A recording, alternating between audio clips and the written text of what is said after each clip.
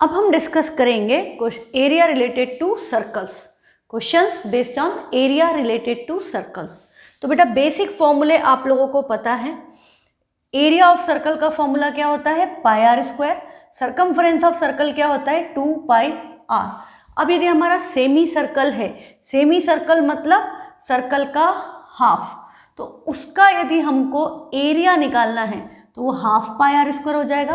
पर यदि हमें इसका पेरीमीटर मतलब इसका सरकमफ्रेंस कैलकुलेट करना हो तो इस केस में इसको पेरीमीटर कहते हैं, because there is a flat side also. एक स्ट्रेट लाइन भी है और एक कर्व लाइन भी है।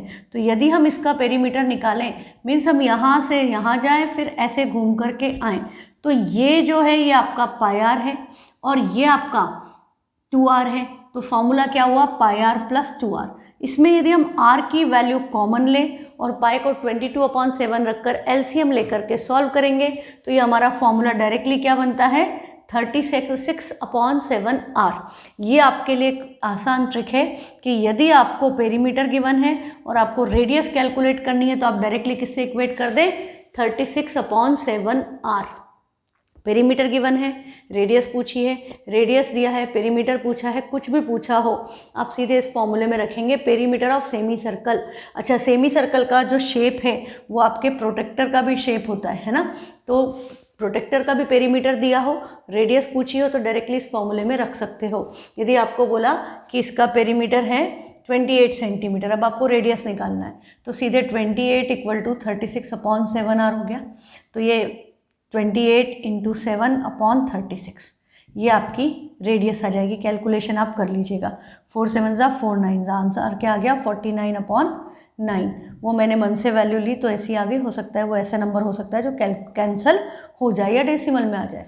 ठीक है, अब हमको एरिया ऑफ क्वाड्रेंट निकालना है। तो क्वाड्रेंट का एरिया क्या होगा, quadrant is when angle is 90 degree, तो 1/4 of pi are square. Angle हो गया 90, 90/360 is 1/4 pi are square, area of quadrant. अब यदि हम इस क्वाड्रेंट का भी पेरीमीटर कैलकुलेट करना होता तो ये रेडियस और ये लेंथ ऑफ आर्क, तो ये लेंथ ऑफ आर्क का फॉर्मूला क्या होता, 1/4 × 2 पाई आर, यही होता 1/4 × 2 पाई आर। तो 2 से ये 2 कैंसिल हो गया तो half pi are plus 2r, ये वैल्यू आ गई इसकी। यहाँ भी हम पाई की जगह 22/7 रखें और इसमें से r कॉमन लेकर के इसको सॉल्व करें एलसीएम लेकर के, तो हमारा क्वाड्रेंट का पेरीमीटर का फॉर्मूला बनता है 25/7r। So you can see and compare कि यदि हमारा सेमी सर्कल है तो 36/7r है, पेरीमीटर ऑफ क्वाड्रेंट है तो 25/7r है, मतलब r/7 दोनों में है। क्वाड्रेंट में इट इज़ 25, सेमी सर्कल में इट इज़ 36। तो ये आपका, यदि आपको पेरीमीटर दिया है, रेडियस पूछी है, दिया है, पेरीमीटर पूछा है, डायरेक्टली इस पे रखेंगे आंसर आ जाएगा। 2-3 क्वेश्चन इस कंसेप्ट से करके देखिएगा तो आपका एकदम कंसेप्ट क्लियर हो जाएगा। अब यदि आपके 2 सर्कल इंटरनली टच करते हैं तो ये सर्कल इंटरनली टच करेंगे तो डायग्राम ऐसा बनेगा। तो उनके सेंटर्स के बीच का डिस्टेंस यदि हमें कैलकुलेट करना है तो ये ए मान लीजिए बड़े वाले सर्कल का सेंटर है और बी इसका है, तो ये पॉइंट यदि हमने सर्कल पे ले लिया सी, तो ए सी बड़े सर्कल की रेडियस है, बी सी छोटे रेडियस सर्कल की रेडियस है। दोनों का difference A C minus B C will be the distance between the centres of the circle. तो यदि आपसे कभी पूछ लें कि 2 सर्कल इंटरनली टच करते हैं तो उनके सेंटर्स के बीच का डिस्टेंस किसके इक्वल है, डिफरेंस ऑफ देयर रेडाई। और यदि सर्कल्स एक्सटर्नली टच करते तो इनके सेंटर्स के बीच का डिस्टेंस किसके इक्वल है, सम ऑफ देयर रेडाई। हाँ, ये कंसेप्ट याद रखना। और फिर आपका है आर्क जो सबटेंड करती है angle theta at the centre. हाँ, आर्क ने यदि सेंटर पे एंगल थीटा सबटेंड किया तो हमें लेंथ ऑफ आर्क निकालना है। लेंथ ऑफ आर्क मतलब इतना पोर्शन, तो दैट इज θ/360, पूरा होता है 2 pi r and this is θ/360 part. तो θ/360 × 2 पाई आर, 2 से 360 को कैंसिल कर दें तो हम लिख सकते हैं θ/180 पाई आर। अब हमको यदि एरिया निकालना है इस सेक्टर का, माइनर सेक्टर का, तो वो भी सर्कल के एरिया का थीटा बाय 360 पार्ट होगा। तो एरिया ऑफ सर्कल क्या, ये सेक्टर क्या होगा, theta upon 360 into pi are square. अच्छा, इसके साथ हम लेंथ ऑफ आर्क में भी रिलेशन निकाल सकते हैं। यहाँ पर थीटा अपॉन 180 पाई आर है, यहाँ theta upon 360 pi are square है। हम इसको यदि ब्रेक करें, हाँ, तो theta upon 180 into pi R multiplied by R. मैंने इसको थीटा अपॉन 180 इंटू 2, 360 को 180 इंटू 2 लिख दिया और इसको पाई आर स्क्वायर को पाई आर इंटू आर लिख दिया। तो आप देखें कि ये जो चीज़ है थीटा अपॉन 180 पाई आर, ये तो हमारा लेंथ ऑफ आर्क का फॉर्मूला है, तो हम इसकी जगह एल लिख सकते हैं। बचा क्या, ये आर और ये 2, तो L R upon 2। Area of sector equal to length of arc multiplied by radius divided by 2। ये फॉर्मूला बेटा तब यूज़ होता है जब हमारे पास एंगल नहीं हो और हमारे पास रेडियस हो, लेंथ ऑफ आर्क हो और एरिया पूछा हो, या एरिया है लेंथ ऑफ आर्क की रेडियस पूछी है, या एरिया है रेडियस है और लेंथ ऑफ आर्क पूछी है। तो आप डायरेक्टली ये फॉर्मूला, इन 3 वेरिएबल में है लेंथ ऑफ आर्क, एरिया और रेडियस, तो हम वहाँ पर ये फॉर्मूला यूज़ करते हैं। ठीक है, तो ये बात बिल्कुल अच्छे से याद रखना। एरिया ऑफ मेजर सेक्टर निकालना है तो बस एंगल चेंज हो गया, थीटा की जगह 360 माइनस थीटा अपॉन 360 उसका reflex angle, so that is 360 minus theta upon 360 into pi R. Perimeter of the sector OACBO, इसका यदि हम इस पोर्शन का पेरीमीटर निकालते OACBO, तो ये 2 तो रेडियस ऐड होंगी प्लस ये लेंथ ऑफ आर्क ऐड होगी। हाँ, 2 times radius plus length of arc, तो 2r plus length of arc. Length of arc का फॉर्मूला आपका theta upon 360 into 2 pi r, या theta upon 180 into pi r, जो भी आप लिखना चाहें। ठीक है, ये आपका सेक्टर का हो गया। अब यदि हमें माइनर सेगमेंट का एरिया निकालना है, व्हाट इज माइनर सेगमेंट, ये पोर्शन, मुझे ये वाले पोर्शन का एरिया निकालना है, तो हमें क्या करना पड़ता है, इस सेक्टर के एरिया में से इस ट्राइंगल के एरिया को माइनस करना पड़ता है। एरिया ऑफ सेक्टर तो हमें पता है, ट्राइंगल का एरिया निकालना डिपेंड करता है कि ट्राइंगल में यदि यहाँ पर एंगल 90 डिग्री बन रहा है तो बेटा ये भी रेडियस है, ये भी रेडियस है, तो एरिया ऑफ ट्राइंगल क्या हो गया, हाफ आर स्क्वायर। इस ट्राइंगल का if it is this angle is 90, तो एरिया ऑफ ट्राइंगल क्या हो गया, half base into height, base height दोनों रेडियस के इक्वल है, तो एरिया ऑफ ट्राइंगल आपका होगा हाफ आर स्क्वायर।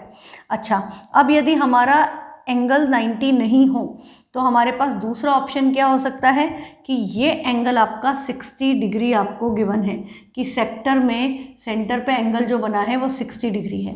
यदि ये एंगल 60 है तो ये दोनों तो रेडियस है, रेडियस इक्वल होती है, और angle opposite to equal sides are equal, तो ये दोनों एंगल भी क्या हो गए आपके मतलब ये दोनों एंगल भी इक्वल हैं, और हम इसमें angle sum property of triangle लगाएं तो 120 आएगा।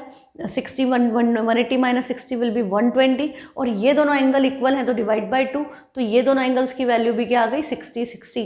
मतलब मुद्दे की बात ये कि ये ट्राइंगल क्या बन गया, इक्विलेटरल ट्राइंगल। यदि कॉर्ड ने या आर्क ने सेंटर पे एंगल 60 डिग्री सबटेंड किया तो वो आपकी क्या बन जाएगी, ये इक्विलेटरल ट्राइंगल बन जाएगा। तो इक्विलेटरल ट्राइंगल का एरिया क्या होता है, √3/4 a स्क्वायर, पर यहाँ a किसके इक्वल है, रेडियस के, तो एरिया आप क्या हो गया, √3/4 r स्क्वायर। मतलब सेक्टर के एरिया में से हम √3/4 r स्क्वायर सब्ट्रैक्ट कर दें तो हमारा एरिया ऑफ दिस सेगमेंट आ जाएगा। दूसरा ऑप्शन हमारे पास ये हो सकता है कि हमको रेडियस के इक्वल कॉर्ड की लेंथ गिवन हो, रेडियस के इक्वल एंगल का कोई जिक्र ही नहीं हो, एंगल मेंशन नहीं हो, पर हमें ये बोला हो कि ये जो लेंथ ऑफ कॉर्ड है ये रेडियस के इक्वल है, तो इस केस में भी ट्राइंगल क्या हो गया, इक्विलेटरल ट्राइंगल। इक्विलेटरल ट्राइंगल हो गया तो सेंटर पे एंगल ऑटोमेटिकली क्या हो गया, 60 डिग्री, और हमारा एरिया ऑफ इक्विलेटरल ट्राइंगल का फॉर्मूला फिर से क्या बन जाएगा, √3/4 r स्क्वायर। इसके अलावा 120 डिग्री का आपका सिलेबस से रिमूव हो गया तो वो हमें करना नहीं है, हमारे क्वेश्चन 60 और 90 पर ही बेस्ड होंगे। ठीक है, तो ये बातें हमने डिस्कस कर ली। अब नेक्स्ट क्या है, ये सब मैंने आपको एक्सप्लेन कर दिया है। Okay, area of ring. Area of ring का फॉर्मूला हम बात करें, रिंग क्या होती है, जो आपका कॉन्सेंट्रिक सर्कल्स हों। If you have 2 concentric circles तो यहाँ पर एक यूनिफॉर्म विड्थ की रिंग बनती है। यदि हमने इसकी आउटर रेडियस ले ली कैपिटल R, इनर रेडियस ले ली स्मॉल आर, तो ये जो विड्थ ऑफ रिंग है, हाँ, this width of the ring is R minus R equal to width of ring. ठीक है, ये रिंग की विड्थ हो गई। अब हमको क्या बोला है कि यदि हमको अब इसका एरिया निकालना है रिंग का, तो हम क्या कर सकते हैं कि हम इस आउटर सर्कल के एरिया में से इस सर्कल का एरिया माइनस कर दें। तो सर्कल का एरिया तो पाई आर स्क्वायर होता है, उसका भी पाई आर स्क्वायर होगा, पाई तो सेम है, we can take it common. तो हमारा फॉर्मूला क्या आएगा, pi are square minus r square, और r square minus r square में आप a minus b, a plus b वाली आइडेंटिटी लगा सकते हैं, तो it will be r minus r multiplied by r plus r. अब यदि आपके ऐसे बहुत सारी रिंग्स हों कि इसके बाहर भी बहुत सारी रिंग्स हैं, तो आपको ये पता होगा कि जनरली उनमें विड्थ कांस्टेंट होती है, कॉमन नहीं कांस्टेंट होती है। तो सबकी विड्थ कांस्टेंट होती है, मतलब आर माइनस आर की वैल्यू फिक्स है। तो यदि बहुत सारी रिंग्स का एरिया निकालना है, तो तुम्हें पता है आर माइनस आर की वैल्यू फिक्स है, पाई की वैल्यू भी फिक्स है, तो पाई की जगह 22/7 और इसकी जो भी विड्थ दी उससे मल्टीप्लाई कर दो, तो ये वैल्यू आपकी एक फिक्स नंबर आ जाएगा। जैसे जो आपका एनसीईआरटी का एग्जाम्पल है, हाँ, एनसीईआरटी में एक क्वेश्चन इस कंसेप्ट पे बेस्ड है, 12.1 में क्वेश्चन 3, उसमें हम इसको सॉल्व करते हैं पाई आर माइनस आर को, तो उसमें हमें विड्थ सबकी 10.5 दी है। 10.5 क्या होता है, 21/2, और पाई मतलब 22/7, 7 3 21, 2 से कैंसिल 11, तो हमारी इसकी वैल्यू क्या आ गई 33। तो अब हमको बाकी सारी रिंग्स का एरिया निकालने के लिए हम डायरेक्टली क्या करेंगे, ये पाई आर माइनस आर की वैल्यू ये है, मल्टीप्लाई कर देंगे आर प्लस आर। तो जिस भी रिंग का एरिया निकालना है उसकी, जैसे इसका निकालना है तो ये स्मॉल आर हो गई और ये कैपिटल आर हो गई, तो बस इन दोनों को ऐड करें और मल्टीप्लाई बाय 33 कर दें, तो हमारी सारी रिंग्स का एरिया फटाफट आ जाता है, हमको टाइम नहीं लगता, हमने किया हुआ है ना। तो ये कंसेप्ट है, इसको आप ये यदि बहुत सारी रिंग्स का निकालना हो तो इस तरह से आप जो भी आर माइनस आर की वैल्यू उसको 22/7 से मल्टीप्लाई करके ये वैल्यू कैलकुलेट कर लो और फिर आर प्लस आर करके उससे मल्टीप्लाई करते जाओ, तो फटाफट हो जाता है question, otherwise it takes time. अब यदि एरिया ऑफ सर्कुलर पाथ, वही विड्थ एरिया निकालना है रिंग का ही, हाँ, और विड्थ बोल दी बी, विड्थ बी बोल दी, मतलब दिस डिस्टेंस इज बी, तो बी किसके इक्वल हुआ, आर माइनस आर के, तो इससे कैपिटल आर किसके इक्वल हो गई, बी प्लस आर के। तो इसी फॉर्मूले में मैं सब्सटीट्यूट कर दूं यहाँ पर, हाँ, पाई तो एज इट इज आएगा, आर माइनस आर की जगह क्या आ गया बी, और कैपिटल आर की जगह बी प्लस आर, और आगे एक और आर ऐड हो रहा है, तो बी आर प्लस आर क्या हो गया 2r, तो आपका यहाँ फॉर्मूला क्या बन गया b + 2r। तो यही फॉर्मूला, ये रिलेशन कभी बाई चांस आ जाए, पाई b इंटू बी + 2r या 2r + b, where b is width that is r minus r। Next है आपके कंसेप्ट व्हील के, व्हील मतलब सर्कल रोटेट करेगा तो एक रिवॉल्यूशन में कितना डिस्टेंस ट्रेवल करता है, अपने सर्कमफरेंस ऑफ द व्हील के equal, distance travelled bye wheel in one rotation और रिवॉल्यूशन इक्वल टू सर्कमफरेंस। तो नंबर ऑफ रोटेशंस निकालने हैं, यदि 1 मिनट में रोटेशन मतलब रिवॉल्यूशन पर मिनट, उसको हम शॉर्ट में आरपीएम भी कहते हैं, यदि हमें ये करना है तो हम क्या निकाल लें, डिस्टेंस मूव्ड इन 1 मिनट और डिवाइड कर दें सर्कमफरेंस से। और आपको पता है distance equal to speed into time, कई बार आपको स्पीड दी होती है कि भाई गाड़ी इस स्पीड से चल रही है और इतने मिनट चली या इतने घंटे चली, अब कितना डिस्टेंस ट्रेवल किया या व्हील ने कितने रिवॉल्यूशंस किए, तो हमको डिस्टेंस निकालना होगा, तो हम स्पीड इनटू टाइम से कैलकुलेट करेंगे। यदि टाइम मिनट में, स्पीड किलोमीटर पर आवर में, तो यूनिट कन्वर्शन का याद रखें कि 1 आवर में 60 मिनट, 1 मिनट में 60 सेकेंड, तो जो भी टाइम है, जो भी यूनिट्स है, according to that you need to do conversion. फिर आपका जनरली बेटा इसमें स्पीड दी होती है किलोमीटर पर आवर में, और आपका ये व्हील का डायमीटर वगैरह या रेडियस हमको दी होती है सेंटीमीटर में, तो यूनिट्स प्रॉपर कन्वर्ट करनी पड़ेगी, मतलब किलोमीटर को मीटर में करने के लिए मल्टीप्लाई बाय 1000 और मीटर को सेंटीमीटर में करने के लिए मल्टीप्लाई बाय 100 होगा, ठीक। तो ये कंसेप्ट क्लियर। अब आपको बोला है when congruent circles are inside square, congruent circle square के अंदर, मतलब ये आपका स्क्वायर है और इसके अंदर आपको बोला कि ऐसे कॉन्ग्रुएंट सर्कल्स है जो एक दूसरे को टच कर रहे हैं, they are not intersecting, they are just touching. ऐसे क्वेश्चन है अपनी बुक में, ऐसे इक्वल होंगे, मेरा बन नहीं रहा, पर वो इक्वल रेडियस होगी उनकी, तो उस केस में हमारा इसका यहाँ पे नहीं लगाया मैंने डायग्राम, ओके। इनका यदि हमें इसकी साइड दी है कि इसकी साइड है 28 और हमको बोला कि भाई सर्कल की रेडियस नहीं है, आपको बोल दिया find the area of shaded portion, this portion is shaded, तो आपको पता है कि स्क्वायर के एरिया में से 4 टाइम्स एरिया ऑफ सर्कल निकालना है, पर सर्कल के एरिया के लिए रेडियस चाहिए, रेडियस मेंशन नहीं है। तो हम क्या करेंगे, इसका डायमीटर प्लस इसका डायमीटर इक्वल टू 28, मतलब डायमीटर इज 2 टाइम्स रेडियस, तो 4 टाइम्स रेडियस इक्वल टू 28, 4 7 जा 28, रेडियस क्या आ गई 7। या वाइस वर्सा होता है, स्क्वायर की साइड ना दे करके हमको बोल देते कि इसका डायमीटर 21 है, हाँ, तो आपको स्क्वायर की साइड निकालनी होती, क्योंकि एरिया दी शेडेड पोर्शन का निकालना है तो आपको दोनों चीज़ें चाहिए, आपको साइड भी चाहिए और आपको सर्कल की रेडियस भी चाहिए। तो यदि ये 2 स्क्वायर हैं तो हम इसको 21 2 जा 42, तो स्क्वायर की साइड क्या आ जाती है 42। यदि ये 9 सर्कल्स होते, सेम नंबर होगा, हाँ 3 3 जा 9, स्क्वायर नंबर में चलेगा, 2 2 4 3 3 4 4 जा 16 टाइप्स, तो हम इसको 3 होते तो हम इसको 3 से मल्टीप्लाई करते, 21 3 जा 63 आ जाता हमारा सर्कल की साइड। तो ये सिंपल कंसेप्ट है।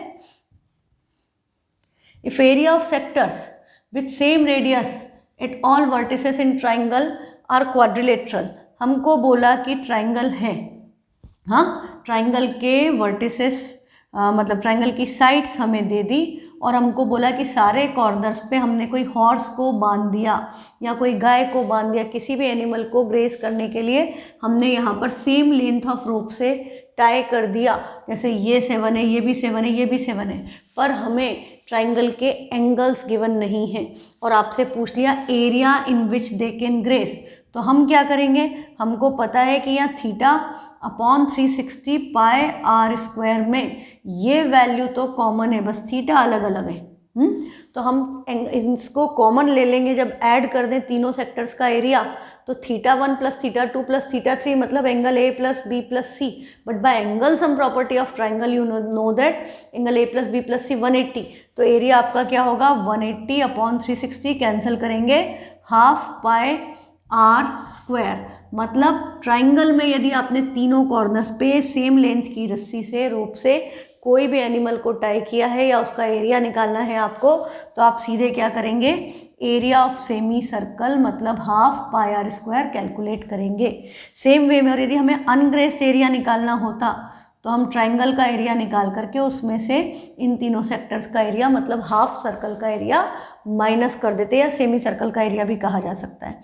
सेम कंसेप्ट में बेटा यदि क्वाड्रिलेटरल कोई से भी डिज़ाइन का हो, square, rectangle, rhombus, parallelogram, quadrilateral, trapezium, कोई भी शेप, उसमें भी हमने सेम प्रोसीजर की कि चारों कॉर्नर पे सेम रेडियस से टाई कर दिया, तब आपकी एंगल सम प्रॉपर्टी किसकी लग जाएगी, क्वाड्रिलेटरल की।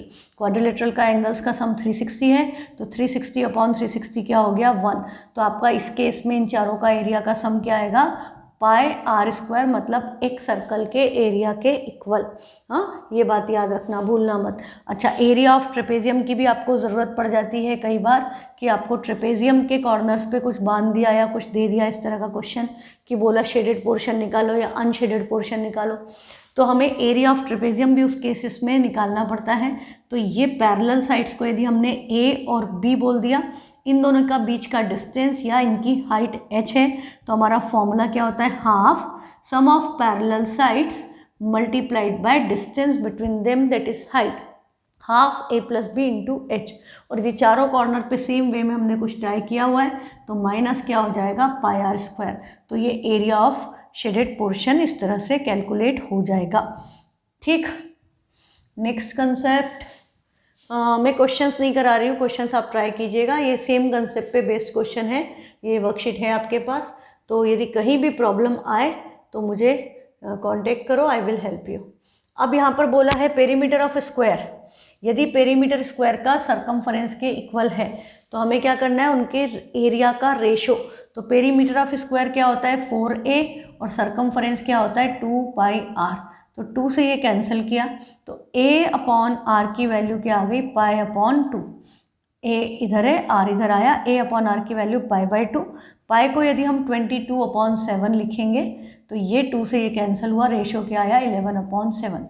a और r का रेशो मतलब side of square divided by radius of circle, इनका रेशो हमारा क्या है 11 अपॉन 7।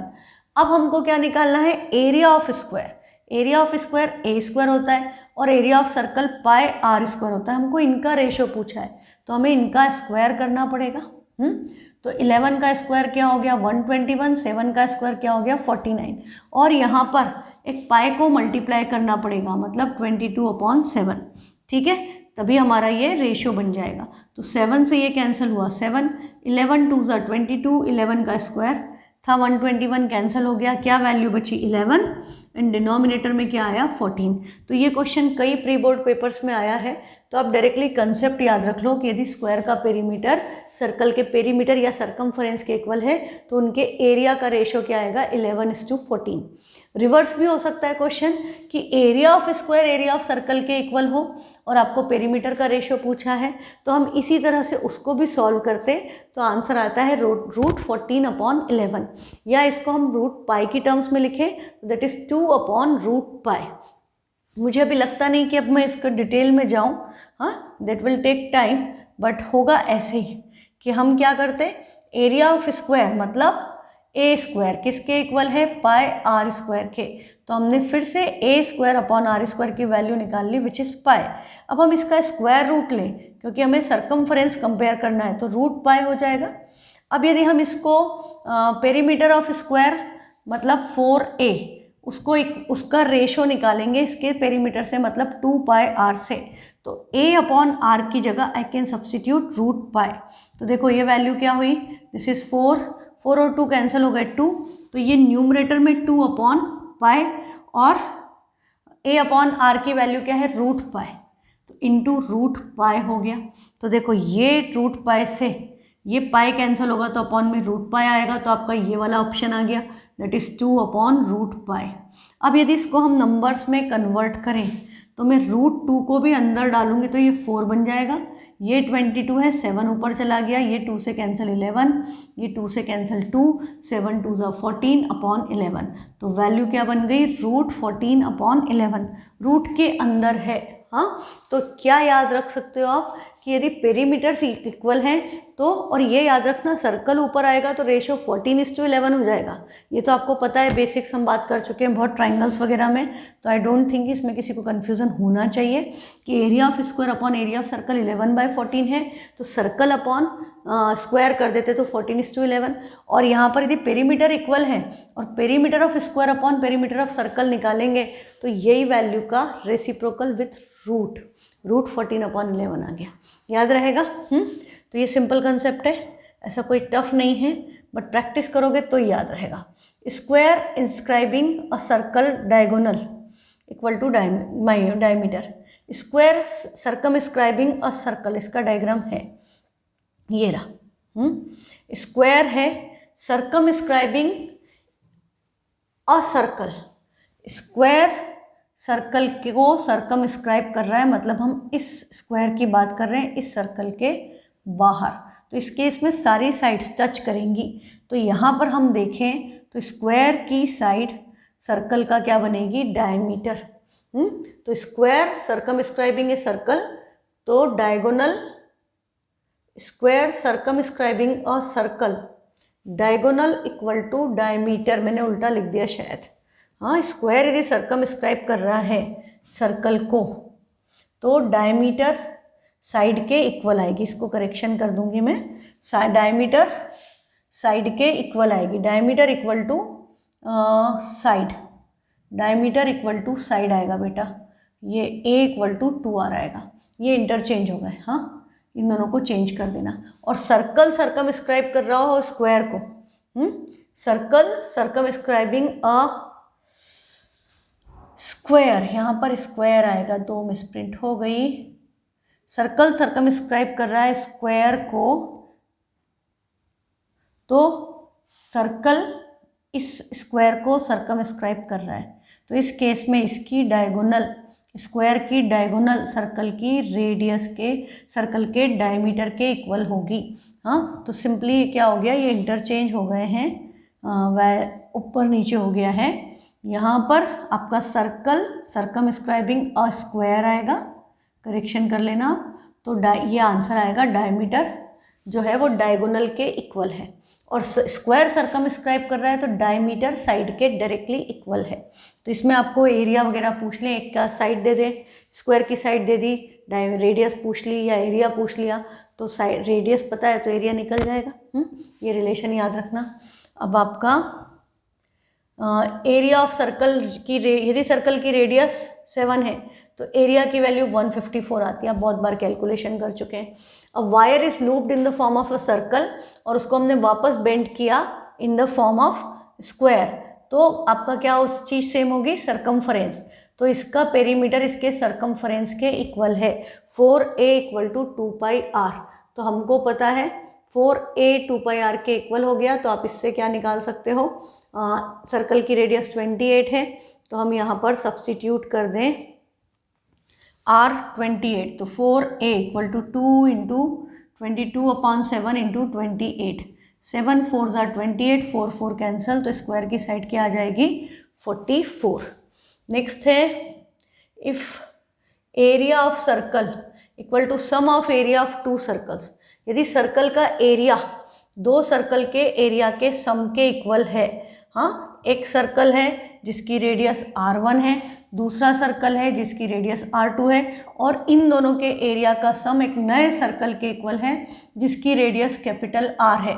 तो इन तीनों में रिलेशन क्या होता है, πr1² + πr2² = πr²। Pi will be taken common and cancelled out. तो आपका रिलेशन क्या आया, कैपिटल R² = r1² + r2², और कैपिटल R निकालनी है तो हम रूट लगा देंगे R = √r1² + r2²। यहाँ भी बेटा पाइथागोरन ट्रिपलेट यूज़ हो जाती है। जैसे यदि ये 3 है, ये 4 है, तो ये क्या आ जाएगी 5, इसकी रेडियस 6, इसकी 8, तो इसकी 10। डायरेक्टली आप यूज़ कर सकते हो। अच्छा, और यदि क्वेश्चन ऐसा होता है कि इसका सरकमफरेंस प्लस इसका सरकमफरेंस इक्वल टू इसका सरकमफरेंस, तो आपका 2πr1 + 2πr2 = 2πr, तो 2π कैंसल, रिलेशन क्या आ जाता, R = r1 + r2। ठीक। In complete rotation of pendulum angle is 2θ। यदि आपको बोला है कि पेंडुलम जो है, जो घड़ी में नीचे ऐसे लटका होता है ना, तो वो यदि पेंडुलम है, तो पेंडुलम यदि रोटेट कर रहा है तो ये इसकी होती है मीन पोजीशन। ये इसकी मीन पोजीशन है। ये इधर जाएगा, फिर वापस आएगा, फिर इधर जाएगा, फिर वापस आएगा। तो ये इसका एक कंप्लीट रोटेशन मीन पोजीशन से देखेंगे तो गया, आया, फिर इधर गया, इधर आया, मतलब उसने सारे डिस्टेंस 2 टाइम्स ट्रेवल किए। तो हम यदि एंगल देखें मैक्सिमम और मिनिमम पोजीशन के बीच का, तो ये एंगल एक्चुअली हमने डिस्टेंस 2 टाइम्स ट्रेवल किया, तो एंगल भी 2 बार हो गया। तो यदि distance travelled in 1 complete revolution दिया है तो आपको उसको हाफ करना पड़ेगा, तो आपका एंगल आएगा। लेंथ ऑफ आर्क दे दी, तो θ/360 × 2πr = जो भी गिवन है, जैसे 22 दिया है तो उसको हाफ करके आप 11 लिखेंगे, या आपने यदि 22 से एंगल कैलकुलेट कर दिया तो ये याद रखो कि एंगल ये θ + θ 2θ है, तो उसको हाफ करके एंगल निकालना। ठीक है। नेक्स्ट आपका कंसेप्ट है angle in semi circle is 90 degree. ये आपको पता है, angle in semi circle right angle होता है। हाँ, यदि ये डायमीटर है तो ये एंगल पक्का क्या होगा 90, क्योंकि angle in semi circle right angle, ये आपने पढ़ा था। फिर आपका यदि आपको बोला कि ये स्क्वायर है और ये रेक्टेंगल है, तो ये हमारी अपने आप क्या बन जाएगी डायमीटर, क्योंकि angle in semi circle right angle होता है। ये angle 90 means it has to be diagonal. तो यदि इसकी साइड 6 है, ये 8 है, तो डायगोनल या डायमीटर क्या आ जाएगी 10, तो रेडियस क्या हो गई 5, है ना। तो यहाँ पाइथागोरस थ्योरम यहाँ पर भी यूज़ हो जाता है। अब बोल रहा है कि यदि सरकमफरेंस सर्कल का इंक्रीज हो गया 4π से 8π, तो उसका एरिया क्या होगा। तो सरकमफरेंस 4π से 8π हो गया, मतलब डबल हो गया, 2 टाइम्स हो गया, मतलब रेडियस भी डबल हो गई, क्योंकि रेडियस 2πr, सरकमफरेंस रेडियस के प्रोपोर्शनल है। और यदि हमें एरिया निकालना है तो उसमें πr² आता है, मतलब रेडियस का स्क्वायर। तो रेडियस तो r² तो आएगा, पर 2 का स्क्वायर भी ऐड हो गया, तो 2 का स्क्वायर मल्टीप्लाई हो गया, मतलब 4 टाइम्स। और 4 टाइम्स को हम क्या कहते हैं क्वाड्रपल्ड। तो यदि सरकमफरेंस 4π से 8π हो गया तो एरिया क्या होगा 4 टाइम्स। और यदि 4π से ये आपका मतलब 4π से 8π हुआ, यदि 4π से दे देते 12π, तो हमने इसको किससे मल्टीप्लाई किया, 3 से, मतलब रेडियस हो गई 3 टाइम्स, तो एरिया क्या हो जाता, 9 टाइम्स, उसका स्क्वायर कर देना, ये बात ध्यान रखना। नेक्स्ट कंसेप्ट है रेस ट्रैक, ये भी बड़ा इंपॉर्टेंट कंसेप्ट है। बोला रेस ट्रैक ऐसे दो कॉन्सेंट्रिक सर्कल्स के फॉर्म में है, ये रेस ट्रैक है आपका, और इसका आउटर सरकमफरेंस हमको गिवन है 396 और इनर सरकमफरेंस गिवन है 352, और हमसे इस ट्रैक की विड्थ पूछी है। तो हम डायरेक्टली क्या करेंगे, हमारा width of the track r minus R है, और हम यदि इन दोनों के आउटर सरकमफरेंस मतलब 2 pi capital R, inner circumference मतलब 2 पाई स्मॉल r, मैं इन वैल्यूज़ को डायरेक्टली माइनस कर दूँ 396 में से 352, तो क्या बचा 44 इक्वल टू, ये 2 पाई कैन बी टेकन कॉमन, और ये क्या आ गया r माइनस आर, और विड्थ ऑफ द ट्रैक निकालनी है मतलब r माइनस आर निकालना है। तो इन दोनों के सरकमफरेंस के डिफरेंस को हम किससे डिवाइड कर दें, 2 पाई, दैट इज 22/7, 22 2 ज़ा 44 कैंसिल हो गया, तो विड्थ ऑफ द ट्रैक क्या आ जाएगी 7 मीटर, है ना। तो ये कंसेप्ट याद रखना कि ये आपका यदि ऐसा दिया हो कभी भी विड्थ ऑफ द ट्रैक या r माइनस आर की वैल्यू पूछी है, तो outer circumference minus inner circumference, मतलब फॉर्मूला कुछ नहीं लिखना, सीधे उसकी वैल्यू को माइनस कर दो और 2 पाई से डिवाइड कर दो। एरिया बिटवीन आर्क्स इन 2 कॉन्सेंट्रिक सर्कल, इस तरह का आपको आर्क का क्वेश्चन एनसीईआरटी में भी है कि ये तो कॉन्सेंट्रिक सर्कल है और ये एरिया निकालना है, तो सीधे क्या होगा, थीटा सेम है, रेडियस अलग है, तो फॉर्मूला θ/360 पाई r square minus r square लग जाएगा, है ना। फिर हाँ, ये भी बड़ा इंपॉर्टेंट कंसेप्ट है कि यदि आपको बोला सेक्टर का area x/y times area of circle है और हमें एंगल निकालना है, सेंट्रल एंगल, तो सेंट्रल एंगल क्या हो जाएगा 360 मल्टीप्लाइड बाय x/y।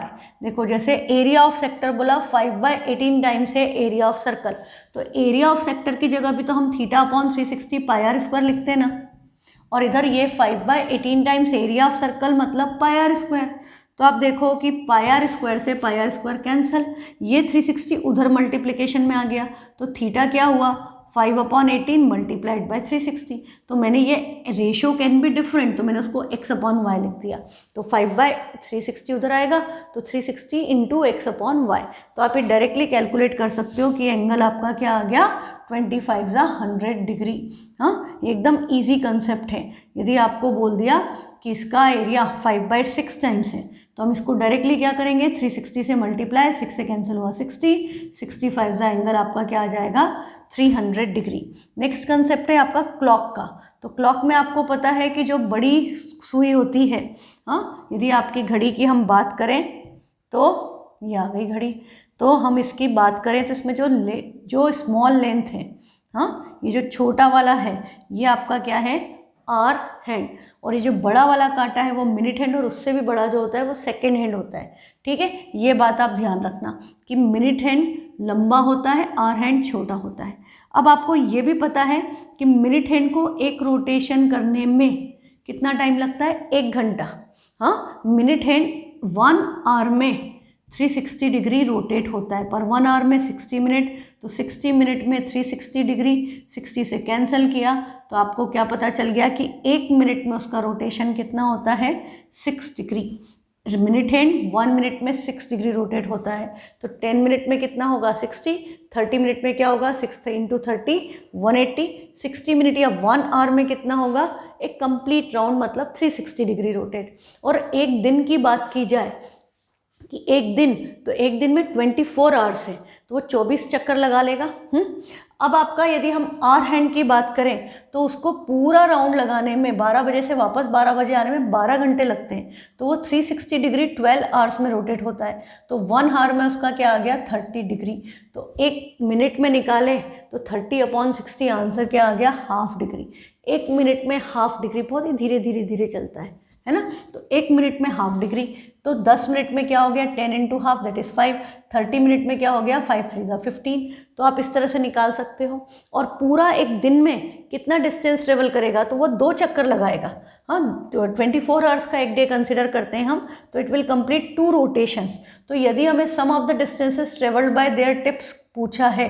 शॉर्ट और लॉन्ग हैंड्स दे रखे हैं, मतलब शॉर्ट हैंड की जो भी लेंथ है वो क्या होगी, आवर हैंड की, और जो लॉन्ग हैंड की लेंथ है वो किसकी होगी, मिनट हैंड की। और हमें बोला है sum of the distance travelled by their tips in 1 day.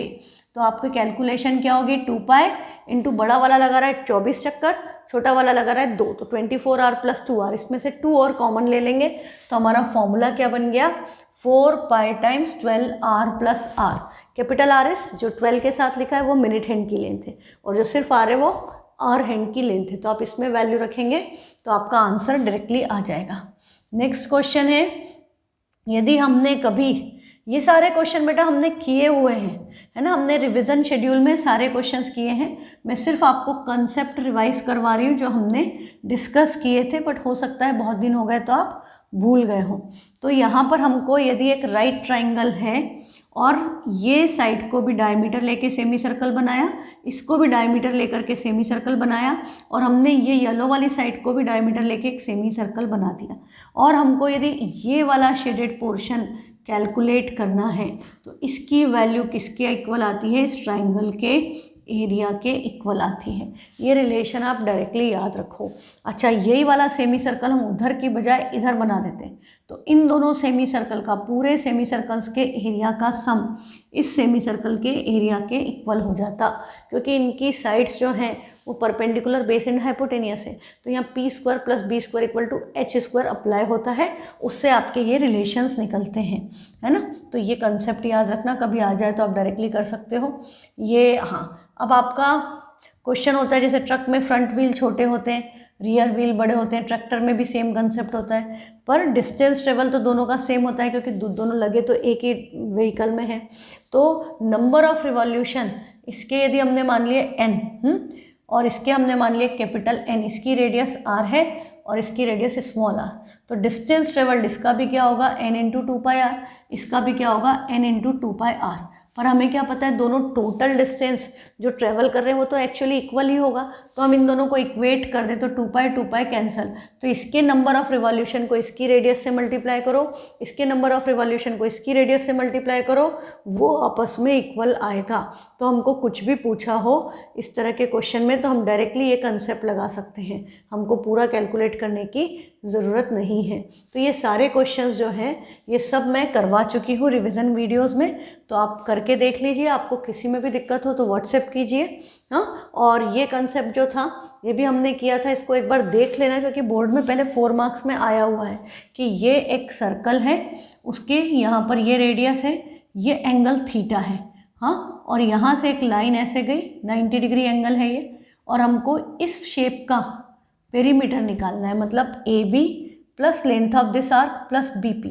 तो बी पी निकालने के लिए हमने ओ बी में से ओ पी को माइनस किया था, तो हम इसमें थोड़ी ट्रिग्नोमेट्री यूज़ करते हैं और हमारा आंसर क्या आता है, R tan theta plus sec theta plus pi theta upon 180 minus 1। ठीक है, तो ये आंसर ध्यान रखना, कभी ऐसे मुझे लगता नहीं कि आएगा, बाई चांस आ जाए तो you should remember the concept, है ना, हमने पहले क्लास में किया हुआ है। ऐसे केसेस में आपसे यदि पेरीमीटर पूछा है तो ये वाला प्लस ये वाला प्लस ये वाला, तीनों सेमी सर्कल्स के पेरीमीटर ऐड ही होंगे, सब्ट्रैक्ट नहीं होते पेरीमीटर्स के केस में। ठीक है, ये बीच के डायमीटर्स नहीं ऐड होंगे, ये ध्यान रखना। आप सिंपली कहाँ जाओगे, आप इसमें यहाँ से चले, यदि मैं यहाँ से देखूँ तो ऐसे गए ऐसे गए ऐसे आ गए, this is how the shapes are formed, यूँ गए यूँ गए यूँ आ गए। हाँ, इस तरह के आपका शेप कॉमन है जो एग्ज़ाम में आता था पहले, तो ये इस तरह से हमको इसका पेरीमीटर में हमेशा ऐड करना है।